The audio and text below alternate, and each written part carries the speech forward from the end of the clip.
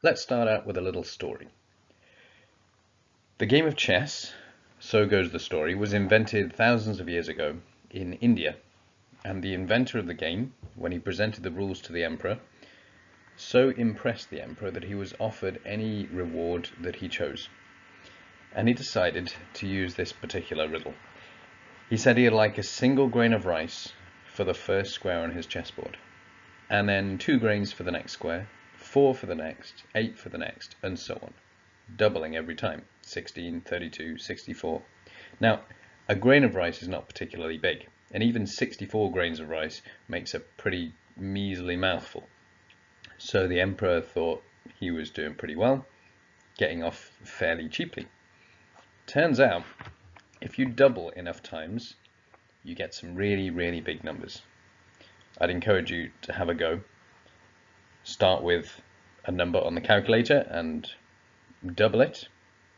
Press times 2 equals, and you'll find that pretty quickly you get up to some pretty big numbers. The 8th square will contain the number 1 doubled 7 times, so it actually comes out as 128. On the first 8 squares altogether, well, if you add them all up, it can get a bit tedious, but you should get the number 255. And you might notice something about the number 255. When you work out how many grains of rice there be on the 9th square, we get an answer of 256. And in fact, that pattern continues for any number within this sequence. If you add up all of the first, say, 16 squares of the chessboard, the total will be 1 less than the 17th square. This is a pretty powerful idea. It means no matter how far up the chessboard you've managed to go, filling the squares with the required number of grains of rice, to fill just one more square will take more rice than you have so far used altogether on all the previous squares. You might think you're getting pretty close if you got all the way up to square number 60, but you have square number 61 to go, and 62, and 63, and 64, which means you are only about 6% of the way through, because the 61st square will contain as much rice as you've already got on the board, plus 1 extra grain. And then if you thought that was a lot, well, the 62nd square will need everything that you've already got, which is all the first 60 squares plus the 61st square plus another 1. Numbers get big fast. This is the total number of grains of rice you would have on the entire chessboard. And if you're wondering how big of a number that is, well, it's more than the entire global rice harvest. Not just thousands of years ago when the game was invented, but in today's standards. It's more than the amount of rice the entire world consumes. And in fact, not just in a year, but in 500 years. That's the sort of number we're talking about. Nobody, as far as we know, has ever been rich enough to be able to buy this much rice, even if it was sold at ordinary prices. Okay, what we're looking at here are geometric series. We're dealing with sequences of numbers which increase by a common proportion. This should look familiar to you. We've been looking at interest rates and how if you multiply by 1.12 many times, you're doing a 12% increase over and over again. The numbers will get bigger and bigger and bigger at an ever increasing rate. It's called exponential growth, and it's very closely tied in with what we see with interest rates and with investments. You may already have done some work with arithmetic series. You might have called them linear series. They are sets of numbers that go up in regular steps through adding. You add 3 over and over again. With a geometric series, the commonality between one term and the next is the ratio between them. If you divide one number by the previous one, you will get the same answer every time. So the sequence 1, 5, 25, 125, and so on is a geometric series with common ratio 5. Each of these, A, B, C, and D, are examples of geometric series. So look closely and see if you can identify that common feature that they have. We're looking for the common ratio. The first one should look familiar. That's what we were dealing with when we were adding up the first few squares of the chessboard. 1, 2, 4, 8, 16, 32, 64. Now the common ratio is not asking you to add them all up, we'll get to that. The common ratio is just asking you what do you multiply by each time to get from one term to the next. Hopefully you've spotted for the first one, we're doubling every time. But for B, to go from 8 to 40, you have to multiply by 5. From 40 to 200, also multiply by 5. The key thing that this type of series has in common with all other geometric series, you will be multiplying by the same thing every time. That thing doesn't necessarily have to be positive. In most of the examples we'll see, it is going to be positive. We'll be talking about things that are either increasing as time goes by or possibly decreasing as time goes by. But we know that both of those things can be thought of in terms of multiplying, either by a number bigger than 1 or a number smaller than 1. This last one is a good example. If we multiply by a half, each new term is half the size of the one before. And they shrink pretty fast. In fact, they shrink at a comparable rate to the rate that the other sequences grow. C is a bit of a strange one because the size of the numbers gets bigger and bigger every time. Each new number is 10 times the size of the previous one, but the sign of the numbers alternates. Every time you multiply by -10, you change the sign of your number. Now we come to the terminology that goes along with geometric series. In order to be able to effectively describe them, work with them, calculate things about them, we need to have a consistent set of values that we recognize and refer to. We start with A, which is the first term. Good way to remember this is that A is the first letter in the alphabet. So when we talk about A or we refer to A in a formula, we're talking about the value of the very first term or the very first number in the sequence or series. If your series goes 5, 10, 20, 40, then the first term is 5. R is the common ratio, we've talked about that already. That's the number you're multiplying by. If you go 5, 10, 20, 40, you're multiplying by 2 every time. N represents the number of terms in the series that you're interested in. Or sometimes we think of N as being the position of the term that you're interested in. So if I'm only looking at 5, 10, 20, 40, perhaps I'm thinking of N as being 4, because I'm interested in the fourth term, 40, or maybe the total of the first 4 terms, 5 add 10, add 20, add 40. But you can think of a geometric series as going on forever, so it can be helpful to be able to specify how far along the series we're interested in doing calculations for. And that's where the next two come in. UN represents the nth term. In other words, the term in the sequence, the number in the sequence, which is n places along. In the sequence 5, 10, 20, 40, the number 40 is U4. It is the fourth term, so we refer to it as U4. And Sn corresponds to the total, the sum of the first n terms. So S4 will be 5, add 10, add 20, add 40. S infinity is a bit of a strange one. That's an infinity symbol there. When it makes sense, and only when it makes sense, we can think about adding all of the terms. In other words, like we said, the series can be thought of as going on forever. There's no point at which you can no longer multiply by 5, say, or by a half. So in some cases, we might find that no matter how many terms you add, you never get beyond a certain limit. You get closer and closer to a number, but you never get beyond it. In those cases, we can calculate the value of that number. And we can think of S infinity as being the sum of all the terms in the series. We will talk more about that later, because that's the bit that's the most mind-bending about this whole topic. So, I would recommend you pause at this point and try to calculate the values of A, R, U5 and S5 for this geometric series. Let's see how you got on. The first term is 1. That's the very first number that appears in the series. And the common ratio is 2 because you multiply by 2 every time. If you're trying to make sense of a series, the first thing we often look at is whether you add the same thing between one term and the next. If you try doing that here, you'll find that what you're adding is 1 and then 2 and then 4 and then 8. What you end up with is another geometric series. Turns out the most effective way to think about these is in terms of what you multiply, and that's what gives you the clue that you're dealing with a geometric series. If you end up multiplying by the same thing every time, that thing is called r, and we call it the common ratio, and in this case it's 2. The fifth term is 16, and the sum of the first 5 terms is 31. Now we're going to get onto the formulae that we can use to deal with these. And if you look carefully at what I've got written on the top, this is what every geometric series ever looks like. The first term is a, and every time you go from one term to the next, you multiply by r. So to get to term number 2, you have to multiply by r once. To get to the third term, u3, you have to multiply by r twice.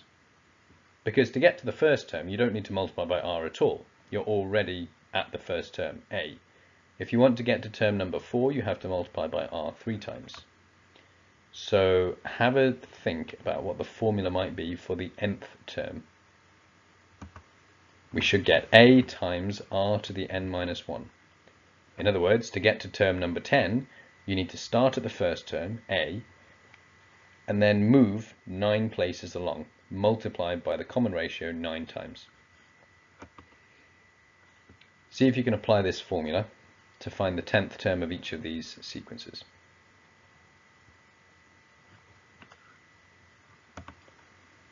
For the first one, a is 1, r is 2, so we can do 1 times 2 to the power of 9.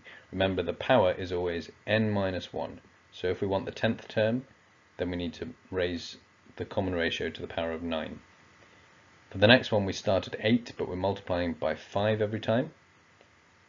The next one, we start at 6, and we multiply by negative 10 every time.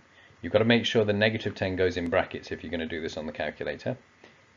But if you haven't in this case, you might not have noticed the problem. If you try negative 10 to the power of 10, you should get a positive number. If you don't put the negative 10 in brackets, the calculator will think you want to do 10 to the power of 10 and then put the minus in front. So watch out for those. For the last one, the first term is 100, and every time you multiply by a half. So we have 100 times a half to the power of 9. Changing the level of abstraction a little bit, we're going to look next at how we can find the nth term of a given geometric series.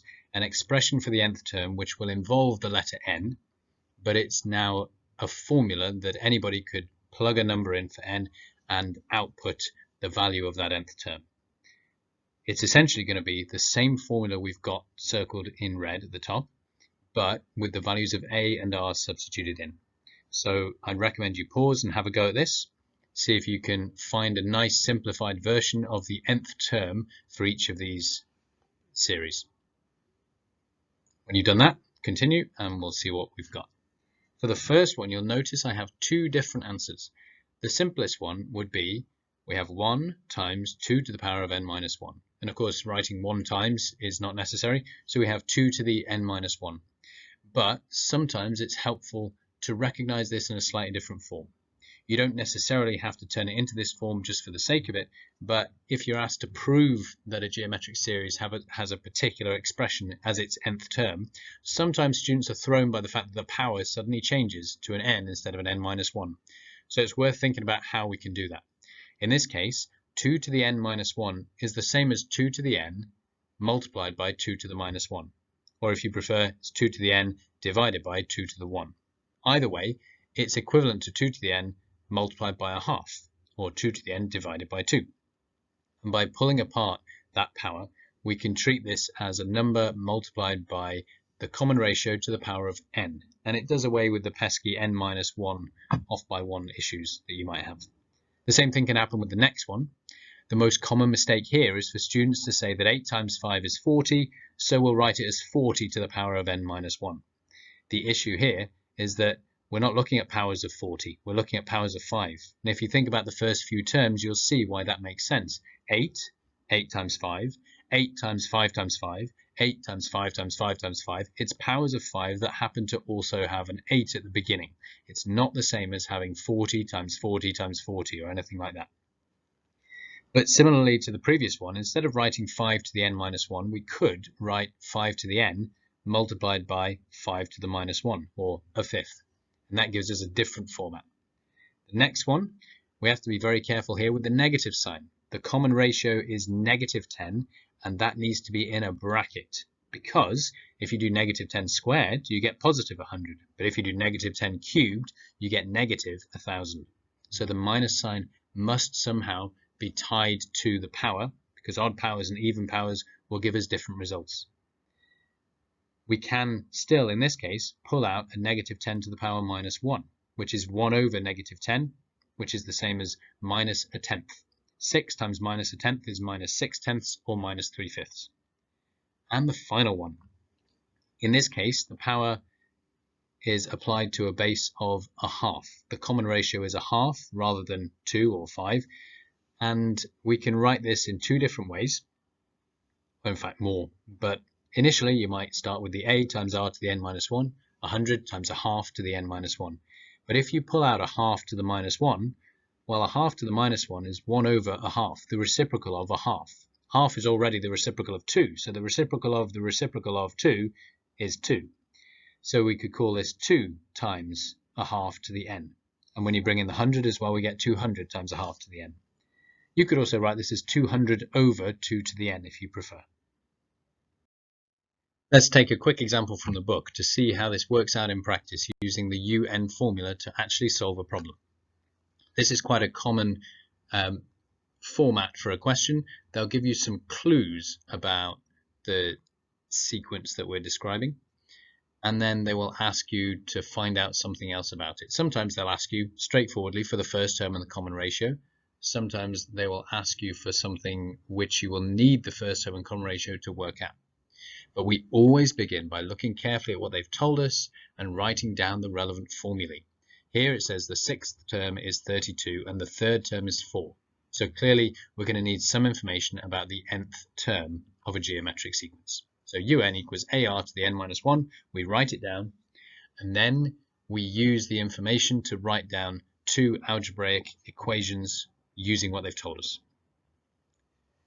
Starts out pretty simply. They've told me the sixth term is 32, so I just write that using my notation. They told me the third term is 4, so I write that using my notation. Then I use the formula. Un equals ar to the n minus 1. I don't know a, I don't know r. In fact, those are the things we're asked to find out. So they're going to remain as letters for the time being. But n, we know. So I'm going to write u6 as ar to the 6 minus 1. In other words, ar to the 5. And u3, the third term, can be written as ar squared. At this point, double check. I still make this mistake from time to time. Because it's r to the n minus 1, you want to make sure the power of r that you're dealing with is 1 fewer than the position within the sequence. Term number 3 has ar squared. Term number 6 has ar to the 5. Now at this point there are a few different ways to solve these. They are simultaneous equations. Both need to simultaneously be true for a particular value of a and a particular value of r. But how can we find out when they're both true? They're not the kind of simultaneous equations you first learn about where you're adding some x's and some y's. We're multiplying things. But because it's all about multiplication, we can use similar techniques to elimination. If you've got things added and you can subtract them to eliminate them, well, perhaps if things are multiplied, you could divide to eliminate them. It's not the only method. You can, of course, rearrange a little bit and use substitution. Maybe find a in terms of r and replace a in the other equation with what you've found. But this is quite an elegant way of doing it. So I'm going to demonstrate it like this. We're going to divide the right-hand side by the right-hand side, and we'll divide the left-hand side by the left-hand side. So 32 over 4 has to be equal to ar to the 5 over ar squared.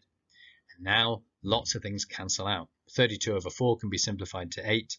A and a both appear in that fraction. They're both factors of the entire fraction's numerator and denominator, so we can cancel them out. And r to the 5 over r squared is r cubed. Once we've got to here, the end is simple. Take care, if this is an even power, there are going to be two possible roots. But because it's an odd power, there's only one cube root of 8, and that root is 2. So we now know the common ratio is 2. You may have used a slightly more intuitive approach here. You might have said, well, if I need to get from 4 to 32, and I need to do it in 3 steps, then let's figure out what I multiply by to get from 4 to 32. Okay, that's 8. And then how do I break that into 3 multiplicative steps? Well, if I times by 2 3 times, that'll get me from 4 to 32. And that's a really good way to think about a one-off problem like this. but it's also important that you can see a more general approach algebraically, so that if the numbers get messier and it's harder to visualize what's going on, you can still deal with the problem in the same way. Here, by solving it algebraically, we found a general method for calculating R. And of course, whenever you finish a question, you go back and you check, you read the question again, just briefly, to make sure you've answered exactly what they asked you for. And in this case, maybe you notice, oh, they want the first term and the common ratio. You'd be right in thinking you've done the bulk of the work. You'd be wrong in thinking you've got all the marks. You need to go back and substitute back your value for R to find the corresponding value of A. And I've just used AR squared equals 4 because I know the value of R. I can rearrange and find A equals 1. And then you can double check. We can verify that for ourselves. We can say, well, if the first term is 1, we think the third term is 4. We think then fourth term, fifth term, sixth term is 32. Does it make sense for us to say that we're multiplying by 2 every time? It seems to work. And what would the numbers be in between? 2, 4, 8, 16. So we can independently verify it for ourselves afterwards if the numbers are small enough. Another sort of question you might get, they will provide you with the first few terms of a geometric series. You might want to verify for yourself that it really is, just to convince yourself that you know what you're dealing with. You want to make sure you are not confusing geometric and arithmetic, for instance. But if you try dividing the second term by the first or the fourth term by the third, and you get the same result, then you can be pretty confident you're dealing with a geometric series. Now this question is asking for the 7th term. So we know we're going to be interested in the UN formula, the formula for the nth term of a geometric series. But another thing to bear in mind is the information you'll need to extract from the series in order to answer the question. And generally speaking, when it comes to a geometric series question or an arithmetic series question, there's 2 key pieces of information that if you don't know them at the beginning, it's almost always a good idea to work out. So ask yourself what you know and what you need. And in this case, that means A and R, which you can extract from the information given. And you need U7, the 7th term. By writing it in the notation, you're giving yourself a helping hand, and it's signaling to you that you're going to need the UN formula. So we write down the UN formula, and we're careful with the n-1 to make sure we get that right. U7 will be AR to the 6, and we know A and we know R, so we can calculate 2 times 3 to the 6, and that is the 7th term. Here's another question. The geometric series has 3rd term 20 and 5th term 5. Find A. Now A is the first term of the series, but we've been given just a couple of clues about the series. Like in one of the previous examples we did, you could think a bit more intuitively about this situation and ask yourself what's happening from term number 3 to term number 5 and what you would need to multiply by twice to get from 20 to 5. But a more general scalable approach to this will be the algebraic one, where we write down what we know, we write down what we need. We're told that the 3rd term is 20, we're told that the 5th term is 5, and we care about A, the first term. Well, again, we apply the formula. We can get this time 2 different equations. Because we don't know A or R, we can't evaluate AR squared or AR to the 4, but we do know the value of AR squared and the value of AR to the 4. So now we're solving simultaneously. And like we did before, we can divide the left-hand side of one by the left-hand side of the other, divide the right-hand side of one by the right-hand side of the other. Make sure you get these the right way round, and we should find that R squared comes out to be a quarter. So that means R must be, well, actually, there's 2 different possibilities for R. So if you're trying to find the common ratio here, it turns out there are 2 numbers that would work, plus or minus a half. And if you think about that carefully, you'll see why both of those are equally valid and perfectly plausible. If you do 20 times a half, you get 10, times by a half again, you get 5. If you do 20 times negative a half, you get negative 10. But when you multiply negative 10 by negative a half, you get positive 5. So it's perfectly consistent with the information you were given. The other reason you don't need to be too concerned by this is that the question didn't ask you for the common ratio, it asked you for A. And although we don't know for sure what the common ratio is, that doesn't actually stop us from finding a single unique value for A. Because, well, we go back to one of the previous equations. We know that AR squared is 20, so we can substitute that in. We know R is the positive or negative square root of a quarter. But no matter what r is, r squared is a quarter. So we can do 20 divided by a quarter, we get 80. And you can see why this is consistent. The series either goes 80, minus 40, 20, minus 10, 5, or perhaps it's just 80, 40, 20, 10, 5. Both of those are consistent and both happen to have the same first term.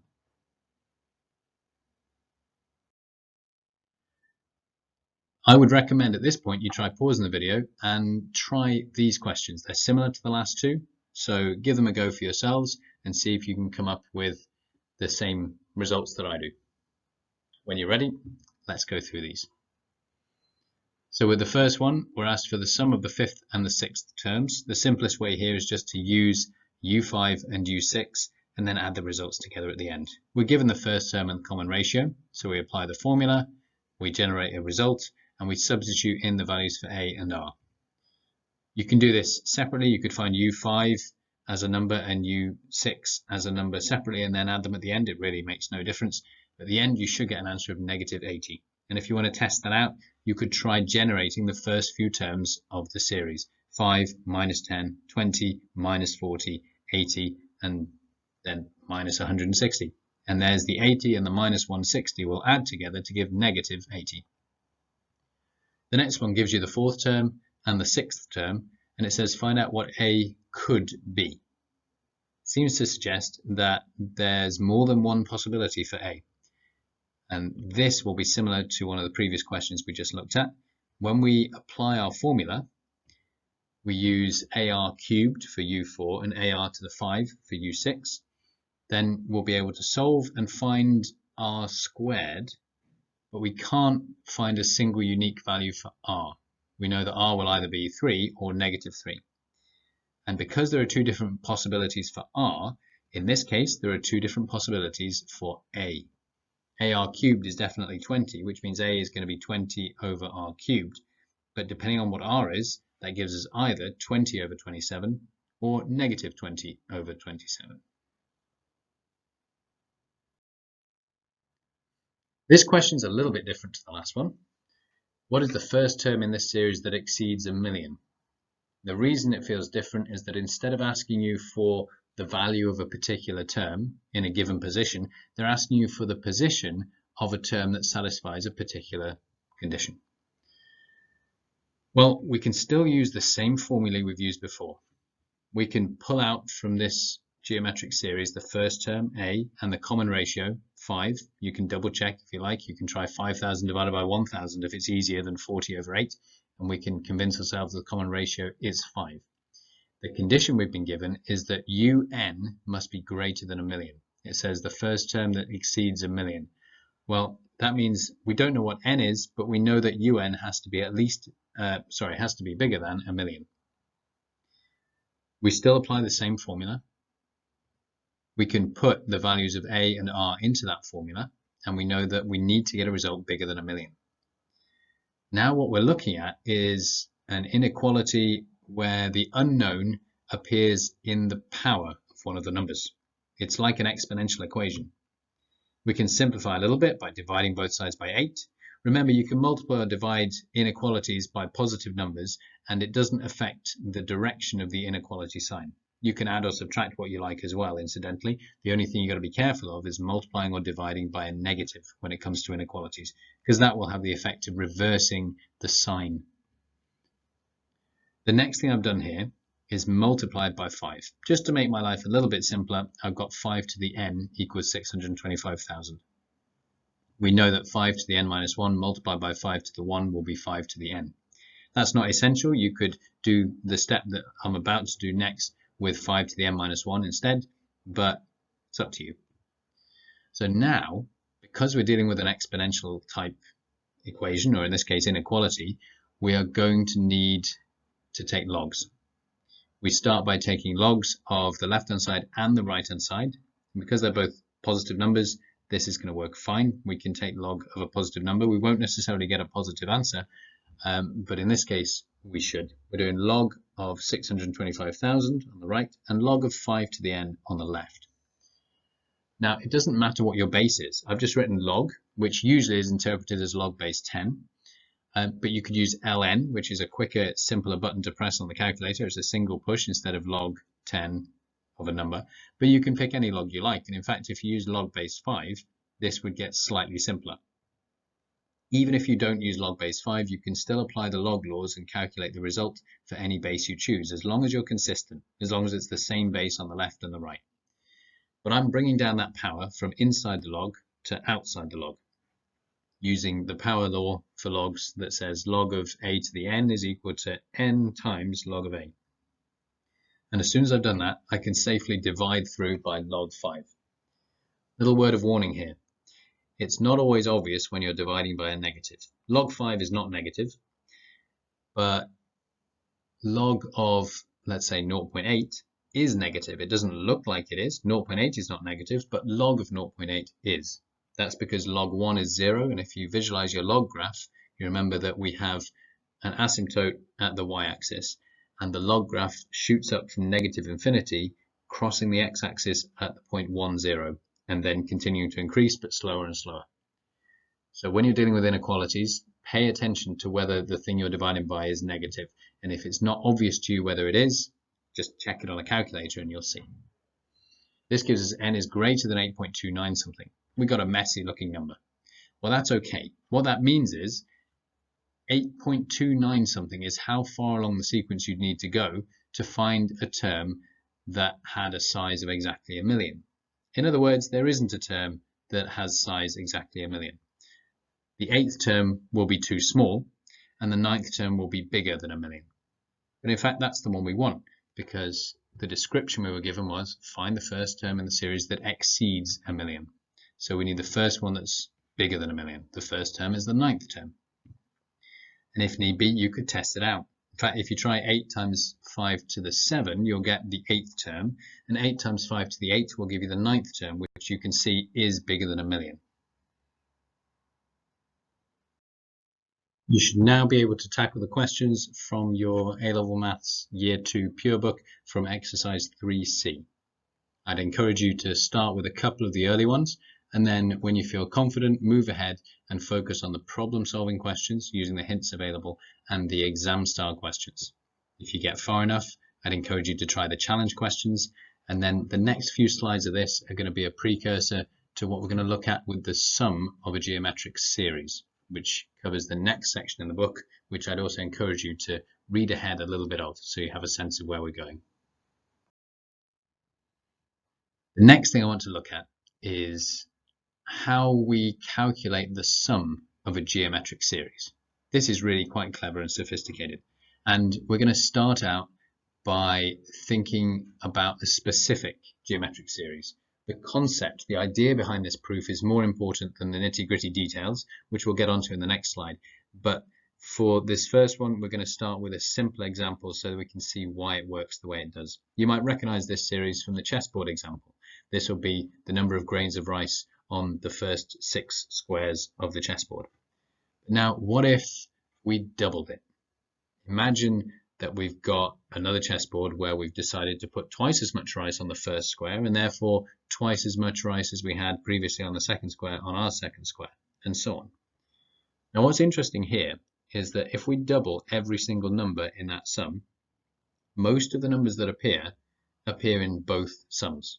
So S6 is 1 add 2 add 4 add 8 add 16 add 32. 2 lots of S6 is 2 add 4 add 8 add 16 add 32 add 64.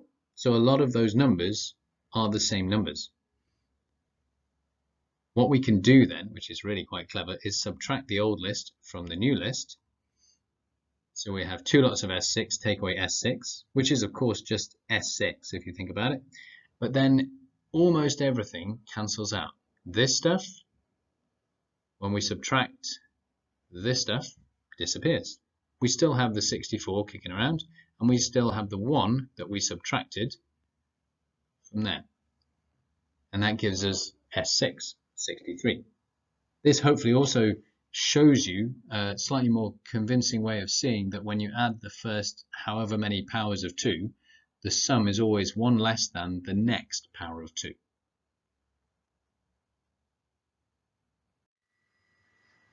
For those of you who are curious, I'm going to work through here how you can generate the formula. But you need to be aware that if this goes a bit over your head, not to worry.